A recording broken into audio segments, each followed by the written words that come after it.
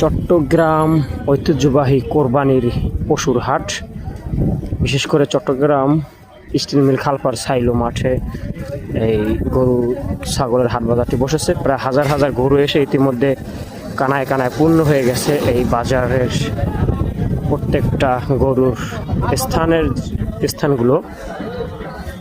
আসলে প্রচণ্ড বৃষ্টি হওয়ার কারণে এই জায়গাগুলোতে কিন্তু এদিক থেকে তেরফাল দিয়ে আটকে দেওয়া হয়েছে, যাতে করে এই এই যে বৃষ্টি এবং বন্যার কোনো প্রভাব যাতে ভিতরে না পড়ে। তাই এই গরুর যারা এই বাজারটি বসিয়েছে তারা যথেষ্ট পরিমাণে চেষ্টা চালাচ্ছে যাতে কোনো ধরনের দুর্ভোগে পড়তে না হয় গরু ব্যবসায়ীদের, তেমনভাবেই তারা সাজিয়েছেন। তবে মাঠটা রাস্তার পাশে হওয়াতে অনেকটাই সুবিধা হয়েছে। এখানে গাড়ির থেকে এসে এখানে নামানোর জন্য খুবই সুবিধা অবস্থা দেখতে পাচ্ছেন। রাস্তার পাশ থেকে খাবার দেওয়া হচ্ছে।